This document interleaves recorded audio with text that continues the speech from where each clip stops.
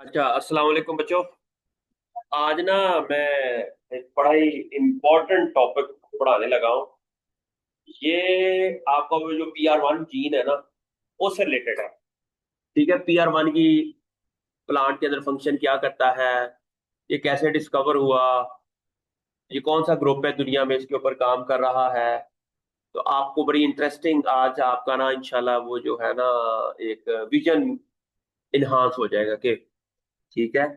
अच्छा, अब है कि कॉलीफ्लावर मोज़ेक वायरस। ये क्या है? एक वायरस है। क्या है? एक वायरस है जो कि डबल स्टैंडर्ड डीएनए वायरस है। कुर्तुलैन, डबल स्टैंडर्ड डीएनए होता है। डीएनए डबल स्टैंडर्ड ही होता है। आरएनए सिंगल स्ट्रैंड होता है, ये पढ़ा हुआ है हमने। हालांकि आरएनए भी डबल स्ट्रैंड होता है और डीएनए भी सिंगल स्ट्रैंड होता है।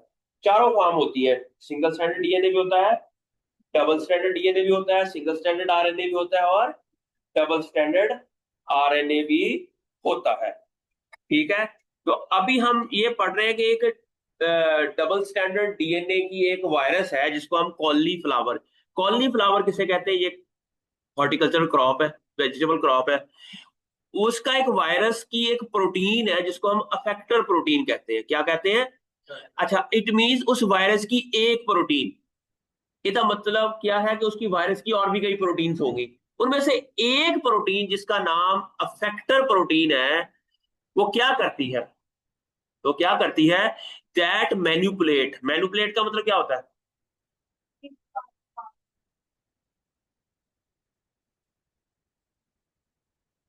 मैन्युपुलेट का मतलब अपनी मर्जी के मुताबिक।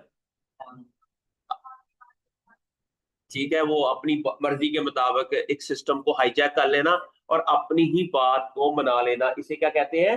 Manipulate.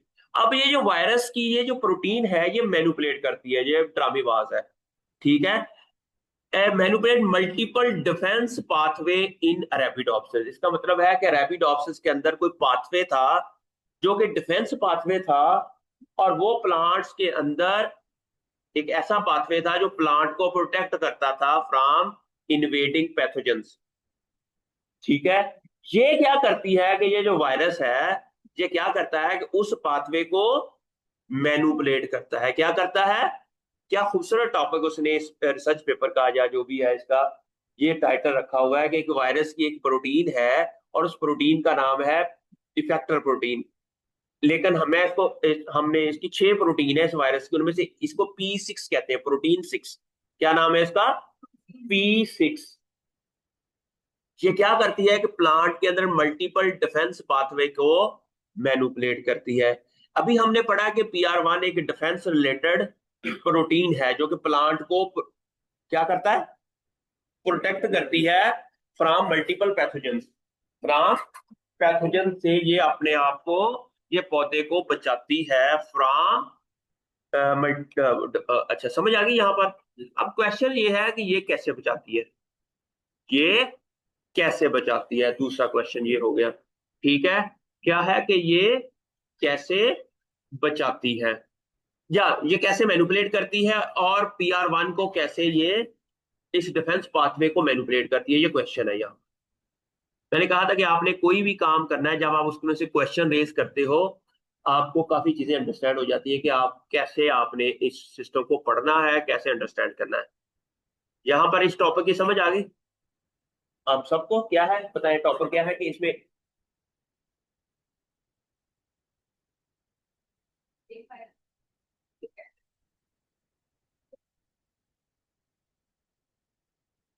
Different multiple defence pathway को ये मैनिपुलेट करेगी और अपनी मर्जी के मुताबिक उसको चलाएगी। ठीक है। अब क्वेश्चन ये है, ये कैसे चलाती है, क्यों चलाएगी? हाँ, दिस इज अनदर क्वेश्चन कि why there is a need कि ये इसको मैनिपुलेट करने की जरूरत क्या है। मेरी बात की समझ आई ना? उसके लिए अब हम करेंगे कि why are so we concern about biotic stresses. क्योंकि biotic stresses are very important होते हैं। ये ह्यूमन जो पॉपुलेशन है वो क्योंकि 2050 में 9.2 बिलियन हो जानी है, और फिक्स एरिया है, और उसकी वजह से हैवी यील्ड लॉसेस होते हैं due to across the world, and chemical pesticide की जरूरत बहुत ज्यादा लोग यूज कर रहे हैं। ठीक है। और उसकी वजह से आपकी ह्यूमन हेल्थ और नॉन टारगेटेड ऑर्गेनिज्म जो है वो बहुत ज्यादा अफेक्ट हो रहे हैं। ठीक हो गया। और हमें क्या करना पड़ेगा कि इनको एक ऐसे तरीके से स्टडी करना पड़ेगा कि हमें कोई केमिकल की स्प्रे ना करनी पड़े और हमारी जो यील्ड है वो भी बढ़ जाए। क्या हो जाए कि यील्ड भी बढ़ जाए, केमिकल की स्प्रे ना करनी पड़े। ठीक है। और क्योंकि दुनिया की पॉपुलेशन बहुत ज्यादा बढ़ रही है, 2050 में ये 9.2 बिलियन हो जानी है। तो that's why these there is a study, there is a need to study कि ये जो पैथोजेंस है ये डिजीज काज कैसे करते हैं और उनको कंट्रोल किया जाए विदाउट पेस्टिसाइड्स और केमिकल्स। और उसके लिए हमें उसका नेचुरल जो डिफेंस रिलेटेड पाथवे है उसको स्टडी करना पड़ेगा और उसी को एक्टिवेट करना पड़ेगा और ऐसी वैरायटीज डेवलप करनी पड़ेंगी जो कि उसके अंदर नेचुरली वो जो इम्यून सिस्टम है उसका वो एक्टिवेट हो जाए। लेकिन हमने देखा कि एक कॉलीफ्लावर मोज़ेक वायरस जो है वो पौधे के मल्टीपल डिफेंस पाथवे को ब्रेक कर देता है जिसकी वजह से उसकी यील्ड कम हो जाती है। पहले तो हम अंडरस्टैंड करें कि ये वायरस डिजीज काज करता कैसे है, फिर हम चेक करेंगे कि ये डिजीज काज ऐसे करता है।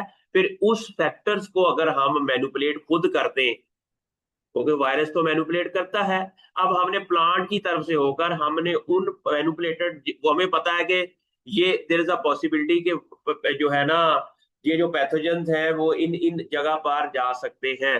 तो उन उन जगह को हम पहले ब्लॉक कर दें और तो हम वायरस से कंट्रोल कर सकते हैं। ठीक है। जहां पर वो मैनिपुलेट करता है, जहां पर उनको वो जगह मिलती है, तो उन जिस तरह ये कोई ऐसी स्पेसेस होती है जहां पर आहो नहीं आहो, ठीक है, तो उनसे बचाया जाए, उनसे बचाया जाए। जहां पर मैनिपुलेट नेगेटिव हो रहा है ना ये, बाजार वायरस ने मैनिपुलेट क्यों करना है? ताकि वो सरवाइव कर सके, वो खुराक ले सके, वो अपनी नई जनरेशन बना सके। ठीक है। और अगर मैनिपुलेट नहीं करता तो वायरस पौधा पैथोजन को किल कर देगा। अगर पैथोजन किल हो गया तो डेफिनेटली वो बीमारी आराम आ जाएगी और जहां पैथोजन किल हो जाएगा, पैथोजन की तो लाइफ खत्म होगी ना। तो हाँ, अगर पैथोजन किल हो जाए तो पैथोजन तो गया। तो इट मीन्स दुनिया के अंदर सर्वाइवल ऑफ द फिटेस्ट की जो स्टोरी है कि हर ऑर्गेनिज्म दुनिया का ये चाहता है कि वो सरवाइव करे। इवन वो ये भी चाहता है कि उसके बच्चे पैदा हों, वो ये भी चाहता है कि उनका कोई नाम लेने वाला हिस्ट्री में रहे। कल को कोई पता कहे कि ये कुर्तल मशीन होती थी, ये बहुत बड़ी इंटेलिजेंट स्टूडेंट होती थी, बड़ी स्कॉलर थी, लेकिन दुनिया को कैसे पता चलेगा जब तो देयर इज अ सिस्टम कि ये पहले इस सिस्टम को मैनिपुलेट करके, इस सिस्टम के हाईजैक करके अपने आप को एक बहुत बड़ी पोजीशन पे ले जाए, एक अच्छी साइंटिस्ट बन जाए, जितना फिर लोग इनको भी याद रखें। ठीक है। तो फिर कोई नाम लेने वाला हो जहाँ, तो इसीलिए we need to study most concern about biotic stresses because these are the major factors that contribute to the decline of agriculture productivity worldwide. Okay, so ये आप continuously defense themselves from viruses, bacteria। अच्छा, इसको फिलहाल ये आपको already पता है कि इसके लिए ब्रीडिंग रेजिस्टेंस की जरूरत है। अच्छा, अब होस्ट इसको मैं बाद में बताता हूँ। फिलहाल की पॉइंट क्या है स्टॉक के, इस पॉइंट के effective genetic and molecular mechanism that plant have developed to recognize the response to infection by a number of pathogen and pests। अब प्लांट को कैसे पता चलता है कि पैथोजन आ गया? पहला क्वेश्चन, प्लांट को अगर हमें ये यहाँ बैठे हैं, हमें कैसे पता चलेगा कि बाहर टेररिस्ट आ गया? तो हम डिटेक्ट कर सकते हैं। अगर वो तेजी तेजी से आ रहा है तो हमें उसकी, ठीक है, या वो कोई फायर करेगा तो उस फायर को हम सुन लेंगे। या हमने कोई कैमरा लगाया हुआ है, कैमरे के अंदर उसको बंदूक लेकर आ रहा है तो हमने कोई रिसेप्टर्स लगाए हुए हैं। हमने क्या किया हुआ है, हमने घर के बाहर कोई ऐसा सिस्टम लगाया हुआ है, सर्विलेंस सिस्टम है, या जो कि जिससे हमें ये पता चल जाता है कि चोर आ रहा है कुछ ना कुछ। तो इट मीन अगर आपने एडवांस सिस्टम लगाया हुआ है तो डेफिनेटली चोर भी क्या करेगा कि वो उससे एडवांस होने की कोशिश करेगा कि वो आपके सिस्टम को हाईजैक करे। जितना एआई का दौर आ गया है उतना ही जो चोर है वो भी इंटेलिजेंट हो गए हैं, वो उससे ज्यादा इफेक्टिव तरीके से चोरी करेंगे। यही प्लांट और पैथोजन का है कि अगर प्लांट अपने आप को कोई सर्विलेंस अपनी अच्छी करता है तो पैथोजन भी अपने आप को, समझो मेरी मेरी बात की समझ आ रही है ना, पैथोजन भी अपने आप को मॉडिफाई कर लेता है और ज़ाहिर उसने भी बचना है। उसने भी अपने आप वो पौधे के ऊपर अटैक क्यों करता है, क्योंकि पौधे के ऊपर फोटोसिंथेसिस हो रही होती है और पौधे के अंदर बहुत ज्यादा खुराक होती है और पैथोजन को खुराक चाहिए होती है। और उसको फ्रेश खुराक कहाँ से मिलती है? बिल्कुल डिलीशियस 5 स्टार जो उसकी खाना है उसको कहाँ से मिलता है? वो फोटोसिंथेसिस से। जो आपके लीफ के अंदर फोटोसिंथेसिस हो रही है, इसलिए आपने देखा होगा कि तमाम पैथोजन मेनली अटैक कहाँ करते हैं? वो लीफ में अटैक करते हैं, क्योंकि वहां पर फोटोसिंथेसिस हो रही होती है। इंसेक्ट भी वही डैमेज करते हैं, फ्लोइम, स्पेशली फ्लोइम पार्ट के अंदर, क्योंकि फ्लोइम के अंदर फोटोसिंथेसिस के बाद जो फोटोसिंथेट है वो ट्रेवल कर रहे होते हैं। तो इसलिए इंसेक्ट्स भी पैथोजन भी दुनिया में सब तमाम जंगों की वजह शुगर का मालिक्यूल है। क्या है? शुगर का मालिक्यूल है। तो तमाम दुनिया की जंगें किसकी वजह से हो रही हैं? शुगर की वजह से। तो जाहिर है मेनली तो शुगर ही है ना बीमारी, वो फोटोसिंथेसिस अगर नहीं होगी, दूसरा पानी है, तो ये खुराक नहीं होगी। तो ये इसलिए बैटल फील्ड कौन सा है? लीफ। लीफ क्या है? एक बैटल फील्ड है। इसको हमें स्टडी करना पड़ेगा कि यहाँ पर प्लांट और पैथोजन आपस में ऐसा क्या करते हैं कि यहाँ पर एक पूरा दंगल हो रहा होता है, दो दो दो फौजें आपस में लड़ रही होती हैं। प्लांट कैसे उसको डिटेक्ट करता है और फिर पैथोजन कैसे उस डिटेक्शन वाले मैकेनिज्म को बाईपास करके और कैसे वो मैनिपुलेट कर देता है मल्टीपल डिफेंस रिलेटेड जो पाथवेज हैं प्लांट्स के अंदर। मेरी अभी तक कहानी समझ आ गई आपको कि क्या है कि देर आर दोनों तरफ आग लगी हुई है, पूरी प्लांट की तरफ भी और पैथोजन की तरफ भी। हमने इसको स्टडी करना है, ठीक है। इसके लिए आप एक फर्ज किया हमारे पास एक अफेक्टर प्रोटीन हो। अगर हमने ये सिक्रू, ये जो बल्ब है, इसको आपने आपने करना है, फिट करना है, तो आपको एनर्जी चाहिए, ठीक है। अच्छा, how many effector protein does it take to screw a light bulb? अगर इस तरह की एक स्क्रू, एक प्रोटीन हो, हमारा ये जो मसल्स होते हैं ये क्या होती हैं जिससे हमें ताकत मिलती है? हम क्या कहते हैं अंडा खाना चाहिए और गोश्त खाना चाहिए। गोश्त जब खाते हैं तो हमारे जो मसल्स हैं वो मजबूत नहीं होते, लेकिन मसल्स के अंदर प्रोटीन की मैस बहुत ज्यादा हो जाती है। अच्छा, एक और चीज है, वो बड़ा आपने पढ़ा होगा, हम फाइबर्स क्यों खाते हैं? अच्छा, फाइबर्स का काम पता क्या होता है? फाइबर क्या करता है, धागा क्या करता है? अगर हमने इतनी एक में ये देखो ना, ये कई किताब, इसको हमने बांधना है तो क्या करेंगे? धागे से बांध देंगे। अच्छा, जो फाइबर्स हम खाते हैं वो एक्चुअली हम जो प्रोटीन खाते हैं उनको अच्छे तरीके से मजबूती से उसकी मै उसका जो वो होती है ना, वेलोसिटी, इलास्टिसिटी और डेंसिटी, उनकी डेंसिटी को ये कम कर देता है। और जितनी डेंसिटी पर यूनिट एरिया, ठीक है ना, वॉल्यूम पर यूनिट एरिया कम होगा, वॉल्यूम कम होगा, ठीक है, एरिया कम होगा, वॉल्यूम ज्यादा होगा, तो वो ज्यादा डेंस होगा। वो क्या होगा?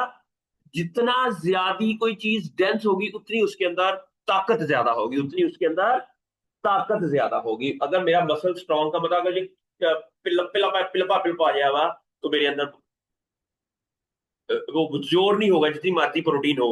लेकिन चिकन अगर मैं कीप ऑन कॉन्टिन्यूअसली मैं कोई एक्सरसाइज करता रहूं, कोई फाइबर्स खाता रहूं, तो हमारा क्या होगा कि हम पहले प्रोटीन और साथ में एक्सरसाइज करके उन सब मसल्स को हम मजबूत कर लेते हैं। तो फिर मैं, मेरे जैसा जो बॉलर है इतनी तेज बॉलिंग क्यों करवा लेता है कि आई हैव अ स्ट्रॉन्ग, आपने कभी देखा होगा मेरी मुझे बॉलिंग कराते हुए, तो इट मीन्स दैट अगर मैं अच्छी बॉलिंग करवा लेता हूँ तो माई मसल्स आर वेरी, ठीक है। अच्छा, अब यही है कि अगर ये प्रोटीन एक अफेक्टर प्रोटीन हो तो कितनी प्रोटीन्स को ये मसल बना के और ये इसको रैप करेगी?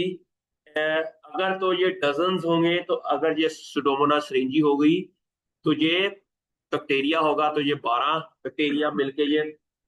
और वायरसेस के बारे में कहता है कि वायरसेस इतने 100, if you are homo, human तो एक ही चाहिए होगा ना, एक ही वो कर लेगा। लेकिन अगर ये फैक्टर प्रोटीन है, सिर्फ एक ही वायरस इतना ताकतवर होता है, वो कहते हैं कि इस पूरे स्क्रू को, उसकी प्रोटीन के अंदर इतनी ताकत होती है, इस फैक्टर प्रोटीन की इतना बड़ा मैनिपुलेटर होता है कि ये एक ही प्रोटीन पूरे इसको सिक्रू कर सकती है, वो कर सकती है। अच्छा, अब है क्वेश्चन, अब यहां से हमारा आज का लेक्चर स्टार्ट होता है।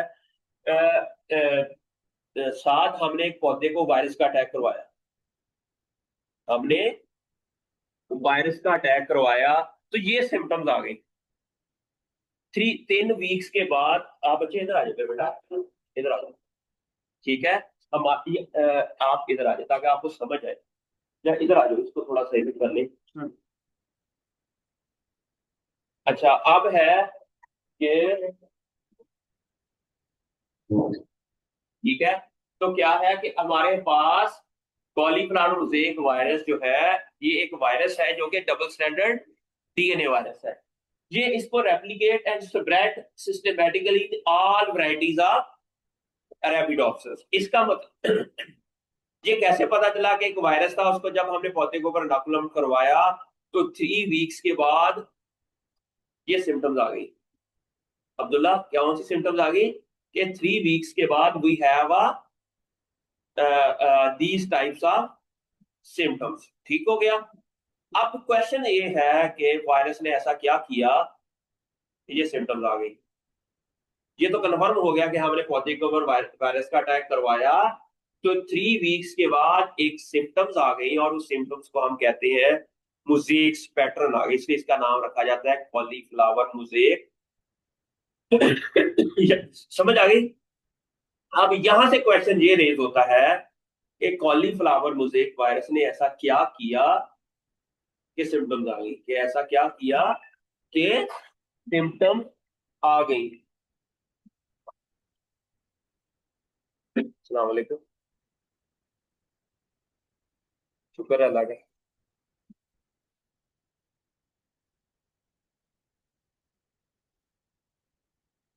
मैं देखता हूँ, मैं क्लास के बाद देख। ओके। अच्छा, क्या है कि कॉलीफ्लावर मोज़ेक वायरस जो है वो क्या करता है कि जब वो डिजीज काज करता है तो इस तरह की सिम्टम्स आ जाती है। ठीक हो गया? समझ आई बच्चे?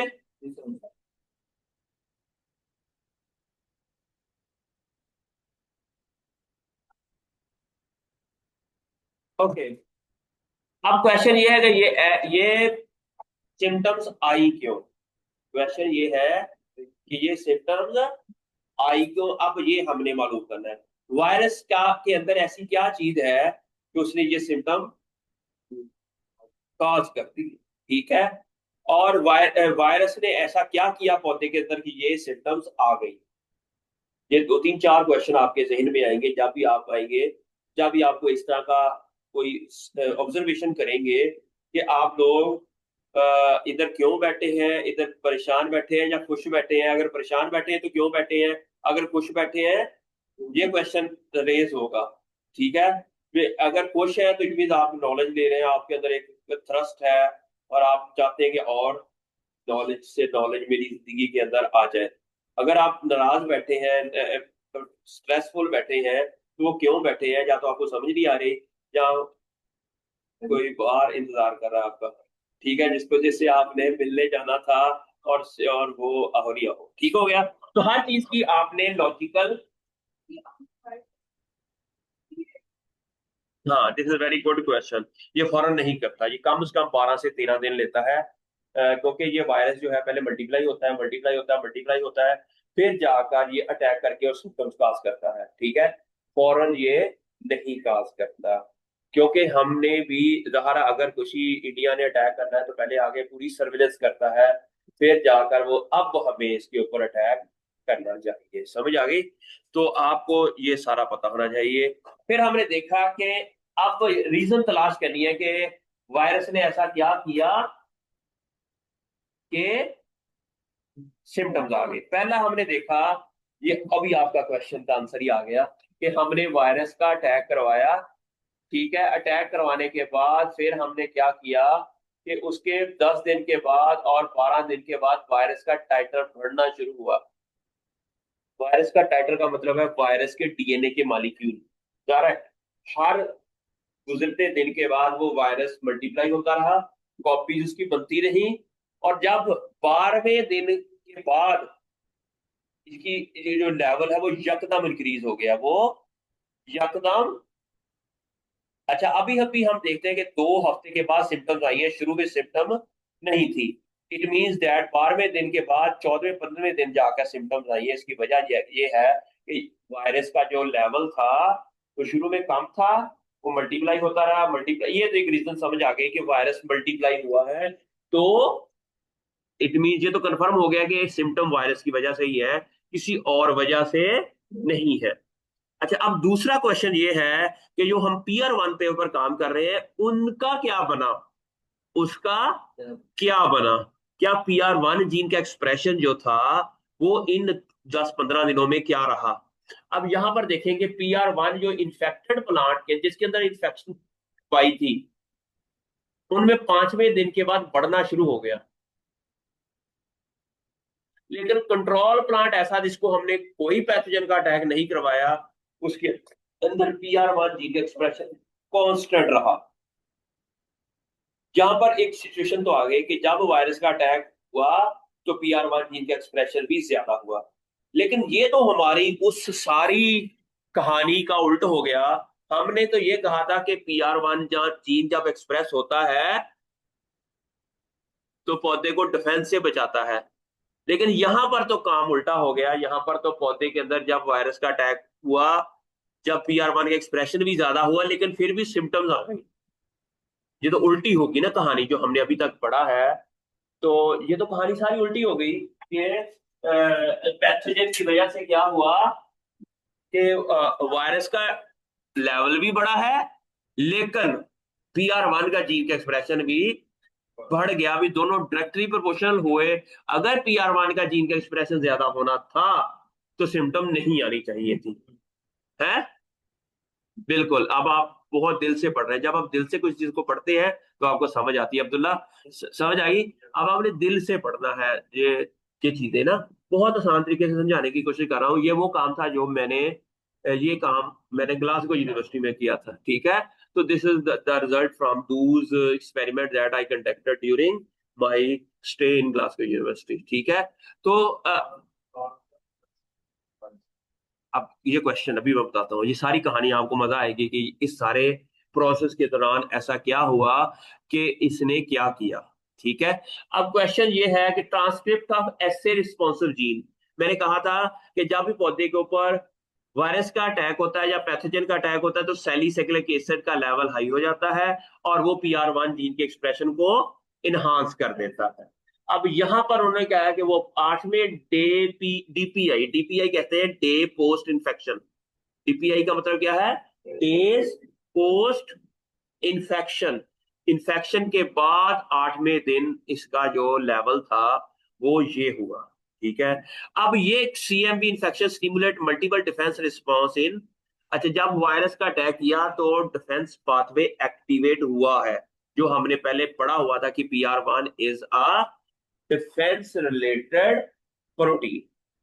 अब क्वेश्चन ये है कि situation is more complex than what it appears. हमारे मुताबिक तो यही है कि अच्छा, अब एक और एक्सपेरिमेंट जब हमने सर्वे किया तो पता चला, ये लव इटाल, ये एंड्रयू जॉल लव, ये मेरा उधर को सुपरवाइजर था जो मेरे साथ काम करता था।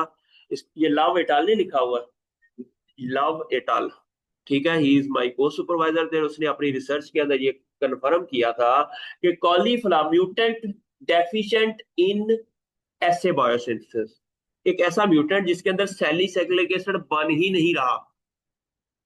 एक पौधा ऐसा हो जिसके अंदर सैलिसाइक्लिक एसिड बने ही ना, और उसके ऊपर पैथोजन का अटैक करवाएं, तो क्या होगा, डिजीज ज्यादा होगी या कम होगी। ज्यादा होगी एज कम्पेयर टू कंट्रोल, क्योंकि उसके अंदर तो सैलिसाइक्लिक एसिड बन ही नहीं रहा। तो there should be an increase in the symptoms of the plant. ठीक है। एंड एक्यूमुलेशन, अच्छा, accumulation and signaling do not show any enhanced susceptibility to cauliflower mosaic virus। अब इसके मुताबिक ये है कि हमारे पास तीन चार तरह के वायरस प्लांट्स थे। एक के अंदर सैलिसाइक्लिक एसिड बन नहीं रहा था, एक के अंदर बहुत ज्यादा बन रहा था, ठीक है, और एक के अंदर सिग्नलिंग के अंदर कोई इशू था सैलिसाइक्लिक एसिड की। इन तीनों के अंदर जब हमने वायरस का अटैक करवाया तो इनकी सिम्टम एग्जैक्टली वैसी थी जो एक कंट्रोल प्लांट की थी। नहीं लगी समझ? सिम्टम आई उनके अंदर, लेकिन सिम्टम एग्जैक्टली उसी तरह की थी जितना एक वाइल्ड टाइप के अंदर थी। वाइल्ड टाइप वो होता है जिसके अंदर सैलिसाइक्लिक एसिड बन रहा था। तो मेरी बात की समझ आई ना? तो देर इज भी बहुत ज्यादा इसके अंदर ना सिम्टम्स के अंदर चेंज नहीं आई। फिर इन्होंने कहा कि कॉलीफ्लावर मजाक spread systematic in agreement constitutive express high level. अच्छा, अब ये यहाँ पर क्वेश्चन ये था कि अगर एक ऐसा पौधा जिसके अंदर सैलिसाइक्लिक एसिड नहीं बन रहा, उसके अंदर जीन PR1 जीन का एक्सप्रेशन या उसकी सिम्टम्स में कोई फर्क नहीं पड़ा, लेकिन एक ऐसा पौधा जिसके अंदर सैलिसाइक्लिक एसिड ज्यादा बन रहा था। नहीं लगी समझ? जिसके अंदर सैलिसाइक्लिक एसिड कॉन्स्टिट्यूटिवली एक्सप्रेस हो रहा था। अब कॉन्स्टिट्यूटिवली क्या मतलब है? बहुत ज्यादा बन रहा था, वहां सिम्टम्स नहीं आई, वहां सिम्टम्स, ठीक है। इट मींस दैट अगर हम पौधे के ऊपर सैलिसाइक्लिक एसिड की स्प्रे पहले कर दें, या हम पौधे के अंदर ऐसी कोई मॉडिफिकेशन ले आए कि पौधे के अंदर सैलिसाइक्लिक एसिड बनना पैथोजन के अटैक से पहले ही शुरू हो जाए, तो तब डिजीज नहीं आएगी अकॉर्डिंग टू दिस स्टेटमेंट। नहीं लगी समझ? ये प्रैक्टिकली इन्होंने किया हुआ है इस एक्सपेरिमेंट, ये वो पेपर का मैंने रेफरेंस दिया हुआ है कि इस पेपर के अंदर उसने ये काम किया है कि जब उन्होंने कहा कि जब हमने पौधे के ऊपर एक ऐसा अटैक करवाया जिसके अंदर सैलिसाइक्लिक एसिड पहले से ही ओवर एक्सप्रेस हुआ था, वहां सिम्टम्स नहीं आई, वहां सिम्टम्स नहीं आई। अब ये ऐसा क्या हुआ?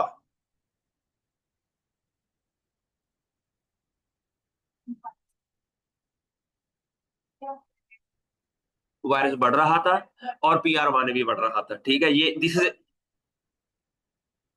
अच्छा, अब ये सिचुएशन ये है, सिचुएशन नहीं नहीं, यहाँ पर दो सिचुएशन है। यहाँ पर पहला है कि इसके अंदर म्यूटेंट है एक। म्यूटेंट का मतलब है जिसके अंदर सैलिसाइक्लिक एसिड नहीं बन रहा, और उसके अंदर, एक मिनट, पहले पहले मेरी मेरी कहानी सुन लो। इसके अंदर यह है कि एक ऐसा म्यूटेंट जिसके अंदर सैलिसाइक्लिक एसिड नहीं बन रहा, उसके अंदर सिम्टम की सिविरिटी ज्यादा होनी चाहिए, लेकिन ज्यादा नहीं हुई। ज्यादा, लेकिन वाइल्ड टाइप की तरह की सिम्टम्स आई, जिस तरह यहां पर सिम्टम आई थी, एग्जैक्टली सेम इस तरह की सिम्टम्स आई व्हेन, अगर हमने एक ऐसे पौधे के अंदर जहां पर सैलिसाइक्लिक एसिड नहीं बन रहा था, उसके अंदर भी एग्जैक्टली सेम तरह की ही सिम्टम्स आई जो वाइल्ड टाइप की तरह की थी। अच्छा, लेकिन एक ऐसा पौधा जिसके अंदर जो सैलिसाइक्लिक एसिड है वो कॉन्स्टिट्यूटिवली एक्सप्रेस हो रहा है। कॉन्स्टिट्यूटिवली का मतलब हर टाइम एक्सप्रेस हो रहा है, तो ऐसे पौधे के अंदर सिम्टम्स नहीं है। नहीं, वाइल्ड टाइप के अंदर तब वायरस के अंदर सैलिसाइक्लिक एसिड प्रोड्यूस होगा जब पैथोजन का अटैक आएगा।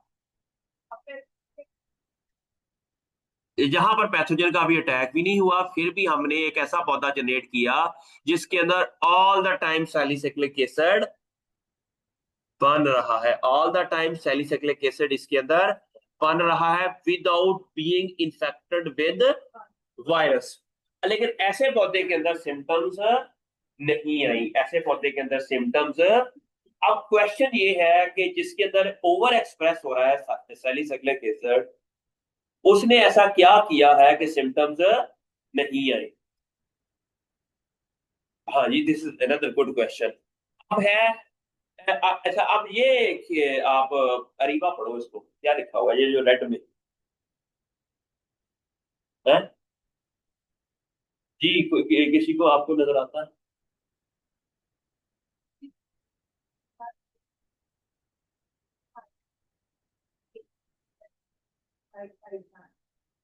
What does it mean? इधर आप इसको स्टेटमेंट को से इसको डिस्कस करें।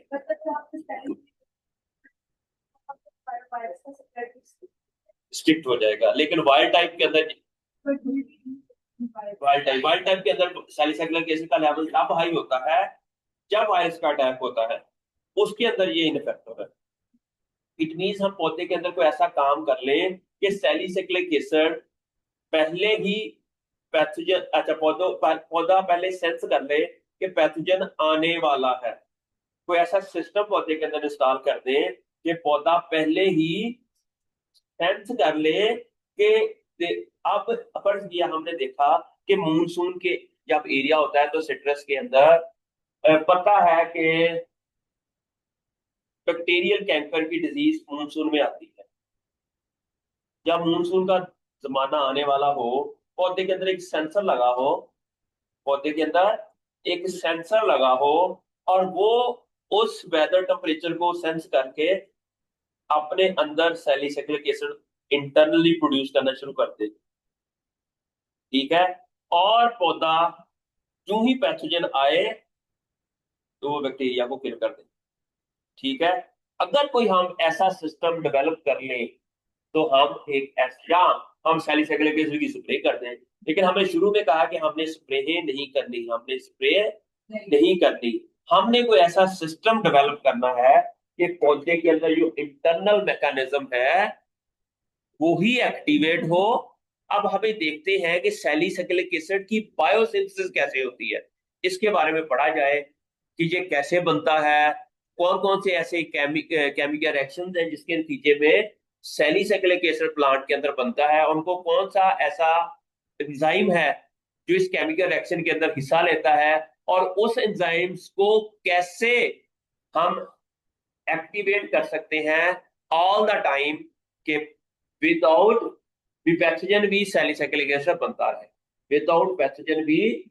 अच्छा, लेकिन इसका हमारा नुकसान होगा क्योंकि हर टाइम अगर सैलिसिलिक एसिड यहाँ पर, हर टाइम सैलिसिलिक एसिड तो लाइक फौजी है ना। सैलिसिलिक एसिड क्या है? एक फौजी है। हर महकमे में अगर फौजी आ जाएंगे तो बेड़ा तो गर्क हो ही जाएगा। ठीक है, तो इसलिए हमें हर टाइम सैलिसिलिक एसिड नहीं चाहिए। सैलिसिलिक एसिड सिर्फ उस वक्त चाहिए जब यहाँ पर इंडिया अटैक करे।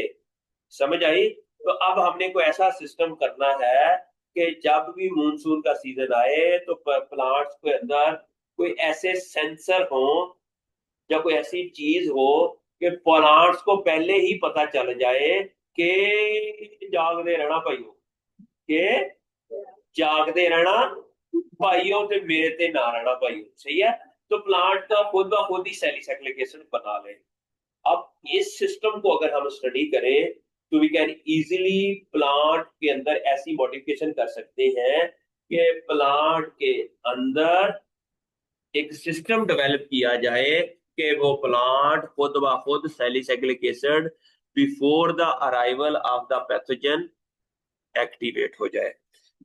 अच्छा, अब है फिर हमने चेक किया कि expression related gene special and temporal complexity and not apparent from the. अच्छा बच्चों, अब आपको ना यहाँ पर एक कंफ्यूजन है कि फर्ज किया ये है हमारा प्लांट। बच्चे आप आ जाओ, ये है लीफ। ठीक है, ये क्या है? ये लीफ है। अगर पैथोजन यहां अटैक करता है, ठीक है, अब हमने ये चेक करना है कि एक होता है यहां पर लिखा हुआ है स्पेशल, कहते हैं स्पेस। अगर हम यहां पर पैथोजन का अटैक करवाएं और PR1 और वायरस का टाइटर यहां भी मालूम करें, यहां भी मालूम करें, यहां भी मालूम करें, यहां भी मालूम करें, वायरस का अटैक सिर्फ यहां हुआ है। अगर यहां यहां यहां देखें हमने खुद किया है, हमने खुद, एक पौधा था वो हेल्दी पौधा था, हमने वहां यहाँ अटैक करवाया इसको।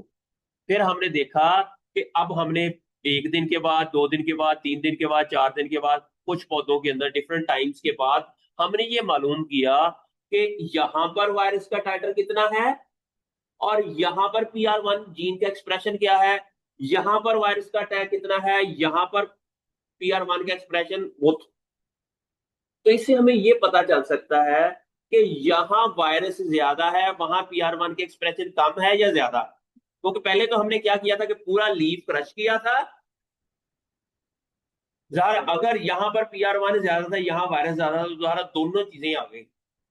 देयर इज अ पॉसिबिलिटी के डिफरेंट टाइमिंग, डिफरेंट जगह के ऊपर डिफरेंट एक्सप्रेशन हो सकता है। मेरी मेरी बात की समझ आई है आपको? अच्छा, एक ये तो हो गया स्पेस, स्पेशल एनालिसिस। एक होता है टेम्पोरल। टेम्पोरल का मतलब है कि टाइम पर, या 9 दिन के बाद एनालिसिस करना, 12 दिन के बाद एनालिसिस करना, 18 दिन के बाद एनालिसिस करना, एक ही जगह के ऊपर, उसे आप क्या कहते हैं? Time, temporal. अब आपने जब रिसर्च करेंगे तो आपके ये आएगा कि आपने स्पेशल एनालिसिस करने हैं या टेम्पोरल एनालिसिस करने हैं, आपने पोस्ट हार्वेस्ट मैनेजमेंट करनी है, आपने कोई पौधों को ग्रो करके उसके ऊपर कोई एक्सपेरिमेंट लगाना है, तो आपने उसका स्पेशल एनालिसिस करना है या टेम्पोरल एनालिसिस करना है। उससे आपको काफी हद तक समझ आ जाती है कि पोस्ट हार्वेस्ट लाइफ के दौरान कौन सी ऐसा केमिकल है जो इस टाइम के दौरान ज्यादा एक्सप्रेस हुआ है, इस टाइम के दौरान कम एक्सप्रेस हुआ है, जिसकी वजह से इसकी शेल्फ लाइफ बढ़ गई है या कम हो गई है। ठीक है, फिर इसे क्या कहते हैं? स्पेशल एनालिसिस या टेम्पोरल एनालिसिस। दोनों कर ले तो ज्यादा अच्छा है। ठीक है, तो इट ऑल हजार, हर जगह, अच्छा अब आ गया। अब ये देखें बच्चों, अब है यहां पर अटैक करवाया, यहां पर, अब यहां पर करवाया अटैक। अगर हम इसे कहते हैं इन सेक्टर, इन सेक्टर का मतलब है ये वो एरिया जहां पर अटैक हुआ है, ये आउट ऑफ सेक्टर है। जहां पर अटैक नहीं हुआ, ये भी लीव्स है लेकिन आउट ऑफ सेक्टर है। अब हमने क्या किया कि इन सेक्टर के अंदर डाटा लिया और आउट ऑफ सेक्टर भी डाटा लिया। अच्छा, अब इन सेक्टर का मतलब है, यहाँ पर ये क्या लिखा हुआ है? इनॉकुलेटेड, ये जो है। अच्छा, 12 दिन के बाद ये वायरस का टाइटर, ये क्या है? इनॉकुलेटेड एरियाज में 12 दिन के बाद वायरस का टाइटर बहुत कम, लेकिन 19 दिन के बाद वायरस का टाइटर ज्यादा हो गया एज कंपेयर टू। ये टेम्पोरल एनालिसिस हो गया। ये क्या हो गया? Temporal analysis. फिर हमने देखा कि इन सेक्टर के अंदर, in sector 1, in sector 2, in sector ये है इन सेक्टर यहाँ पर वायरस का अटैक हुआ। ये तो वो है ना, यहाँ पर बिल्कुल नकुलम दिया, क्योंकि वहां पर लीफ डैमेज हो गए, इसलिए वायरस भी कम होगा होगा। ज़ाहिर बिल्कुल सेल ही डेड हो गए, तो ज़ाहिर वहां पर क्या वायरस रहा होगा, क्या जीन का एक्सप्रेशन। अब उन्होंने कहा कि वो एरिया, उसके इर्द गिर्द का जो एरिया है जहां पर अभी सेल्स थोड़े से हेल्दी है, और वहां पर जीन का एक्सप्रेशन और वायरस का टाइटर कितना है। ठीक है, अब यहां पर देखें, ये दोनों कॉलीफ्लावर मोज़ेक वायरस का टाइटर इन सेक्टर में 12 डेज के बाद, फिर इन सेक्टर 2 के अंदर भी 12 दिन और 19 दिन के बाद बहुत ज्यादा बढ़ गया है। लेकिन आउट ऑफ सेक्टर में there is no virus. Out of sector के अंदर देयर इज नो वायरस। यहां तक समझ आ गई भी? आउट ऑफ सेक्टर में अभी वायरस नहीं गया, ना पहुंचा। ठीक है, अब हमने इन्हीं के अंदर PR1 का एक्सप्रेशन भी चेक करना है। मैंने कहा था इन्हीं जगह हमने PR1 का एक्सप्रेशन चेक करना है। अब यहां पर देखें, यहां पर इन्फेक्टेड प्लांट थे, वहां पर PR1 का एक्सप्रेशन शुरू में ज्यादा था, बाद में कम हो गया। यहां पर वायरस PR1 के अंदर भी शुरू में एक्सप्रेशन ज्यादा था, बाद में इन सेक्टर के अंदर ना, लेकिन आउट ऑफ सेक्टर में PR1 का एक्सप्रेशन ज्यादा हुआ है 18 में, और फिर 19 में और ज्यादा हो गया। क्या समझ आई आपको इस सारे एनालिसिस? आउट ऑफ सेक्टर में वायरस नहीं था, इसी वजह से वो PR1 बढ़ गया। बढ़ गया। सेक्टर जो है वहां भी बढ़ा, लेकिन वायरस भी थी तो वो कम हो।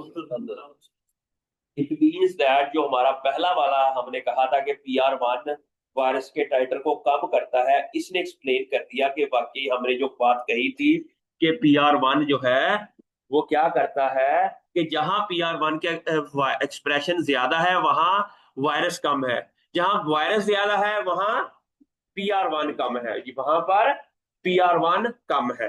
ये देखें ना, आप यहां पर देखें, ये देखें कि अब आप देखें यहां पर PR1 का लेवल ज्यादा है, वहां वायरस का टाइटर कम है।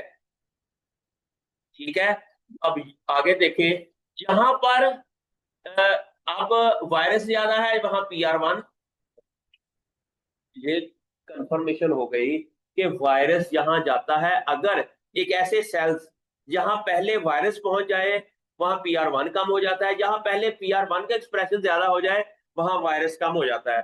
वही कहानी अगर सैलिसिलिक एसिड शुरू में ही PR1 की एक्सप्रेशन को एनहांस कर दे वहां वायरस की मल्टीप्लिकेशन नहीं होती। अच्छा, अब यहां पर तो ये कंफर्म हो गया कि PR1 ने कुछ किया है टू वायरस को कंट्रोल करने के लिए, लेकिन कुछ ऐसे सेल्स भी है जहां पर वायरस चला गया, उसने मैनिपुलेट कर दिया डिफेंस रिलेटेड पाथवेज को और अपना एक्सप्रेशन बढ़ा लिया और वायरस का टाइटर कम हो गया।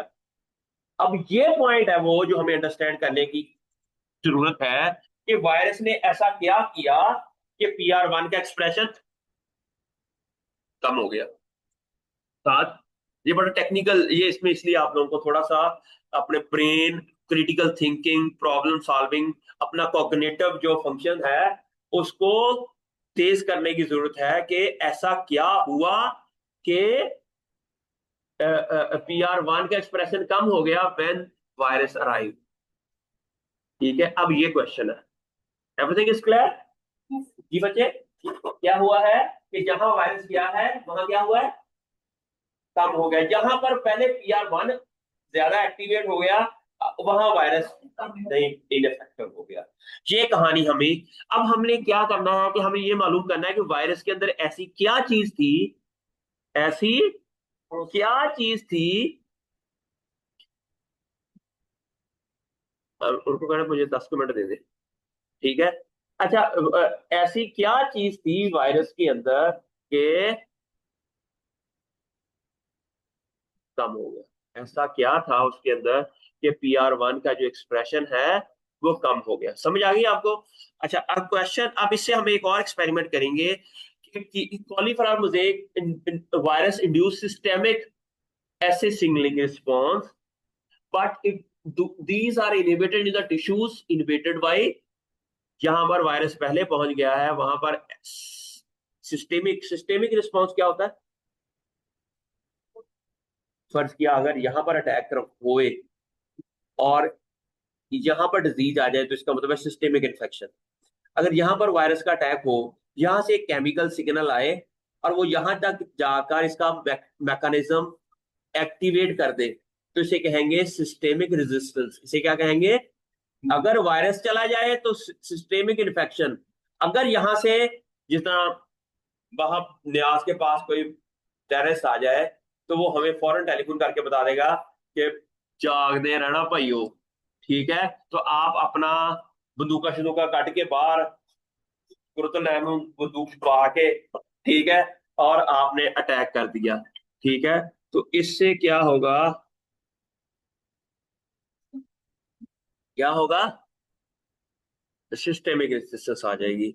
ओके, अब है कि इस one of the virus protein act as a defence response suppressor. क्या वायरस के अंदर कोई ऐसी चीज है जो कि इस डिफेंस को सुप्रेस करती है? अच्छा, अब हमें पता चला कि ये जो वायरस है ना, अब हमने पता चला कि वायरस को पहले पढ़ा तो सही कि वायरस से ऐसी केड़ी शय आ जेड़ी हो सकती है कि they might be act as a defence suppressor. तो पता चला कि इस वायरस के अंदर ना 6 प्रोटीन्स होती हैं, ये 1 2 3 4 5 एंड 6। ठीक है, अब जब हमें पता चला कि ये जो 6 वाली प्रोटीन है ना, ये ही बहुत इंपॉर्टेंट प्रोटीन है। RF6 जो है, दे उसके अंदर 52 अमीनो एसिड्स की एक पॉलीपेप्टाइड प्रोटीन है जो कि एसेंशियल रोल अदा करती है वायरस की रेप्लिकेशन में और उसके स्प्रेड में। ठीक है, तो इज द मेन, हमने पहले ही एज्यूम कर लिया कि this could be the culprit, this could be the culprit. तो लोगों ने इस जीन को प्लांट के अंदर ना ओवर एक्सप्रेस करवाया। क्या करवाया? कैसे करवाएंगे? ट्रांसजेनिक प्लांट बनाया जिसके अंदर इस जीन को हर टाइम एक्सप्रेस करवाया, हर टाइम। अच्छा, जब ये जीन P6 प्रोटीन पौधे के अंदर जाएगी तो क्या करेगी? ये एक वायरस की प्रोटीन है, ये एक डिजीज काजिंग प्रोटीन है। जब ये डिजीज वाली जीन वाली प्रोटीन एक पौधे के अंदर ओवर एक्सप्रेस होगी तो क्या होगा? डिफेंस सिस्टम इनएक्टिवेट हो जाएगा। ऑल द टाइम एक्सप्रेस हो रही है ये प्रोटीन पौधे के अंदर, तो क्या होगा? फिर इन्होंने क्या किया कि जब ये पौधा बनाया ना ट्रांसजेनिक, तो ये नॉर्मल प्लांट की फिनोटाइप थी, लेकिन जब इन्होंने इसके अंदर P6 जीन ऐड किया तो प्लांट की फिनोटाइप क्या हो गई? स्टंटेड ग्रोथ हो गई। क्या हो गई? A transgenic line that express high level of P6 protein or coloretic dwarf and altered leaf morphology with stunted growth। ठीक है, मेरी बात की समझ आई? ये इन्होंने ओपन रीडिंग फ्रेम को एक 35S प्रमोटर और टर्मिनेटर के साथ पौधे के अंदर एक्सप्रेस करवाया, तो जब पता चला कि वाकई ऐसा है कि इस पौधे के अंदर जो P6 का मैसेंजर आरएनए भी बन रहा है और P6 की प्रोटीन भी बन रही है, जबकि नॉन ट्रांसजेनिक प्लांट के अंदर ऐसा कुछ नहीं है। ऐसा, ठीक है, it mean this is a RNA और protein that is actually destroying the defense response in Arabidopsis, और जिसकी वजह से ये सिम्टम्स आ गए, ये कंफर्म हो गया। अब क्वेश्चन ये है कि ये सिम्टम्स आई कैसे? इस जीन ने ऐसा क्या किया, इस जीन ने ऐसा क्या किया कि salicylic acid mediated defence pathway को मैनिपुलेट कर दिया? इसके लिए हमें अब ये भी पढ़ना पड़ेगा कि सैलिसिलिक एसिड पाथवे काम कैसे करता है। उसके लिए हमें पहले पता चला कि जो P6 है ये और भी कई काम करता है, ये सुप्रेसर ऑफ आरएनए साइलेंसिंग भी है, ये थाइलिन के दौरान भी कोई रिस्पॉन्स नहीं देता, और ऑक्सीजन ट्रांसपोर्टर इनहिबिटर भी है। इसको छोड़े। अब P6 के बारे में पता चला कि P6 suppress PR1 expression in cauliflower mosaic infected Arabidopsis. क्या मतलब?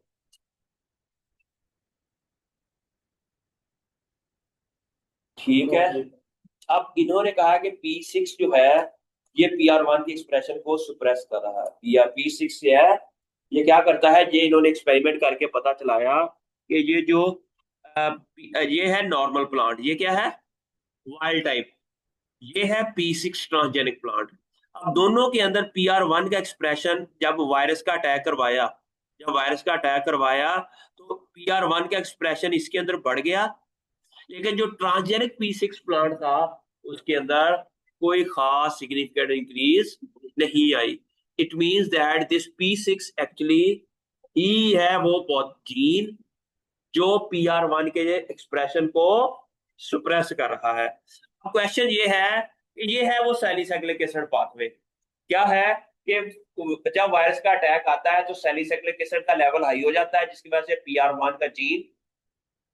क्वेश्चन ये है कि वायरस की जो P6 प्रोटीन है, इसने यहां सैलिसाइक्लिक एसिड नहीं बनने दिया, तब नहीं PR1 का एक्सप्रेशन आया, या सैलिसाइक्लिक एसिड बना है उसके बाद यहां कुछ प्रोटीन को डिस्ट्रॉय किया है, और जिसने जाके PR1 के एक्सप्रेशन को, दो ऑप्शन हो सकती है ना, जब वायरस का अटैक होता है तो सैलिसाइक्लिक एसिड का लेवल हाई होता है, जब ये हाई होता है तो PR1 का जीन का एक्सप्रेशन हाई हो जाता है।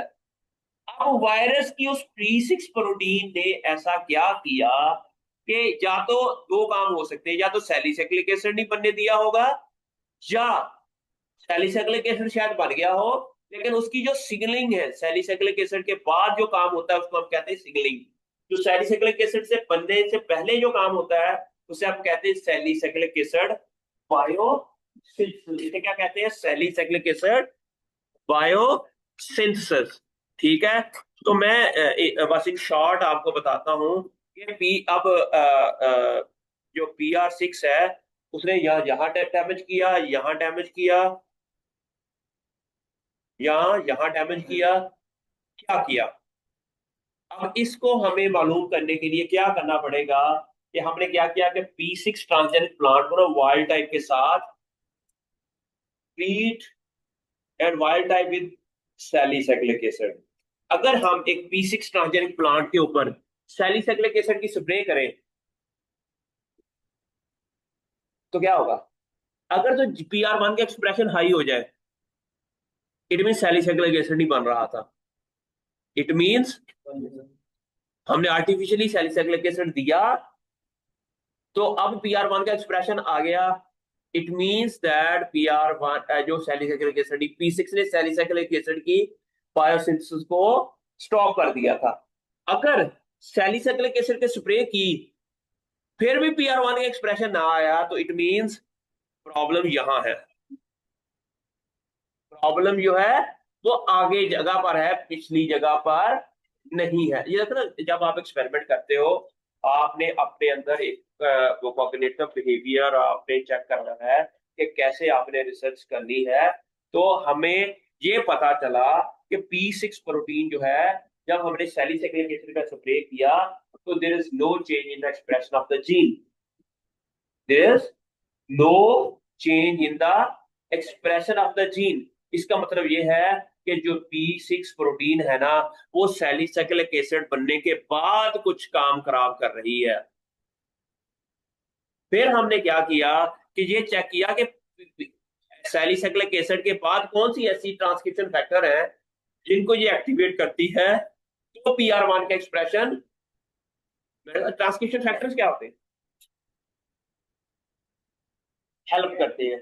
इनमें सैलिसिलिक एसिड बाहर से सिग्नल आता है, सैलिसिलिक एसिड किसी ट्रांसक्रिप्शन फैक्टर को एक्टिवेट करते हैं, वो जाके न्यूक्लियस के अंदर जाकर PR1 के जीन एक्सप्रेशन को इनहांस करते हैं। अब सैलिसिलिक एसिड से कौन से ट्रांसक्रिप्शन फैक्टर एक्टिवेट होते हैं, we need to understand that. ठीक है, मेरी बात की समझ आई? इसके लिए हमें ये वो कहानी मैंने ऑलरेडी बता दी है कि suppress response downstream of essay. Downstream का मतलब है ऐसे बनने के बाद, ऐसे बनने के, ये एक्सप्रेशन भी उन्होंने यही बताया कि जब हमने इनको टाइम दिया ना ऐसे ट्रीटमेंट के बाद, तो जो P6 ट्रांसजेनिक प्लांट है उनके अंदर कोई चेंज नहीं आई एक्सप्रेशन के अंदर, लेकिन जो वाइल्ड टाइप प्लांट थे उनके अंदर PR1 का एक्सप्रेशन जो है वो बढ़ गया, PR1 का एक्सप्रेशन बढ़ गया। ठीक है, उसके बाद मुझे लगता है कि P6 suppress cell death induce by, अगर एसए की स्प्रे करें नॉर्मल प्लांट के अंदर तो सेल डेथ हो जाती है, लेकिन ट्रांसजेनिक प्लांट के अंदर ये कोई, आपने देखा कि यहाँ पर सेल डेथ हो रही है, लेकिन ट्रांसजेनिक प्लांट के अंदर कोई cell death, it mean P6 also involve in suppressing the cell death of the plant. ठीक है, अब सेल डेथ सुप्रेस क्यों करता है बताइए? सैलिसिलिक एसिड एक और फंक्शन भी है कि जब प्लांट के ऊपर इसका एक्सप्रेशन ज्यादा हो जाए ना, नॉर्मल से ज्यादा हो जाए, तो ये सेल डेथ काज कर देता है। ये क्यों करता है प्लांट सेल डेथ?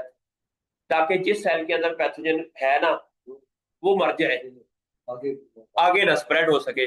लेकिन P6 क्या करता है कि इसको सुप्रेस कर देता है सेल डेथ को, ताकि वायरस आसानी से फैल सके, वायरस उधर किल ना हो सके। ये दो फंक्शन है P6 के। क्या देखना, मैनिपुलेटर है ना, ये क्या करता है P6, क्या करता है कि जो आपका डिफेंस पाथवे है उसको ये मैनिपुलेट ये करता है कि सेल डेथ होने नहीं देता। हालांकि सेल डेथ होने से ये फायदा होता है कि जिस सेल के अंदर पैथोजन हो वो मर जाए, और वो आगे जो पैथोजन है वो आगे मूव नहीं करेगा और डिजीज स्प्रेड नहीं होगी। समझ आ रही है आपको? तो इसी तरह का ये जो कहानी है, तो चले इसको मैं नेक्स्ट में क्लास में आपको थोड़ा सा बताऊंगा। ये P6 जस्ट मैं लास्ट में आपको थोड़ा सा बता दूं कि इसमें ये क्या करता है कि NPR1 एक जीन है। NPR इसको आप प्रेजेंटेशन में आपको भेज देता हूँ, इसके रिलेटेड पेपर्स भी, तो आप इसको पढ़ें तो आपको मजा आएगा कि रिसर्च दुनिया में करते कैसे हैं। एक एक स्टेप हम सिर्फ MSc के अंदर एक एक्सपेरिमेंट करके ना बह जाने हैं, ठीक है, लेकिन लेकिन जो अच्छे साइंटिस्ट हैं वो पहला एक्सपेरिमेंट करते हैं, उसमें से क्वेश्चन रेज करते हैं, देन दे, जिस तरह ये मैंने आपको बताया कि इसके अंदर कोई ये पूरा एक PhD लेवल का, जरा कुछ इसके अंदर मैंने एक्सपेरिमेंट किए थे, कुछ हमारे पहले हुए हुए थे। ठीक है, इसमें उन्होंने, मैंने पूरी प्रेजेंटेशन ये दी थी जब मैं आया था वापस आ गए तो उधर। तो मेरी बात की समझ आई। इसमें ये है कि ये जो अभी इक्विपमेंट सीरीज ऑफ एक्सपेरिमेंट आप करते हैं, फिर जाके आप एक सरप्राइजिंग कंक्लूजन के ऊपर पहुंचते हैं कि ऐसा क्या हुआ इस वायरस ने इस पौधे के अंदर क्या किया कि वायरस से मैनिपुलेट हो गया। अब ये देखे ना, जब सैलिसाइक्लिक एसिड आता है ना, ये NPR1 है, ये एक ट्रांसक्रिप्शन फैक्टर है। ये क्या है? Non expresser of PR1 protein. इसका मतलब जब ये एक्टिवेट होते हैं तो देयर इज नो, जब ये दोनों आपस में टाइमर फॉर्म में होते हैं तो नो एक्सप्रेशन ऑफ PR1। लेकिन सैलिसाइक्लिक एसिड क्या करता है कि इन दोनों को अलग कर देता है, सिंगल कर देता है, और ये फिर बीजेप के साथ बाइंड करता है और PR1 के जीन्स को एक्सप्रेस कर देता है। लेकिन P6 क्या करता है कि इसको पॉइंटेड फॉर्म में रखता है। इसका जो आपस में बॉन्ड है ना, इसको ब्रेक नहीं होने देता। ये अल्टीमेट कहानी थी जो हमें पता चली। तो इसलिए हमने coat NPR1 with the target for P6। तो फाइनली जब हमने एक्सपेरिमेंट किया तो पता चला कि जाए ठीक है, तो ये P6 ने क्या किया कि उसका ब्लॉक कर दिया, और दैट्स इट। तो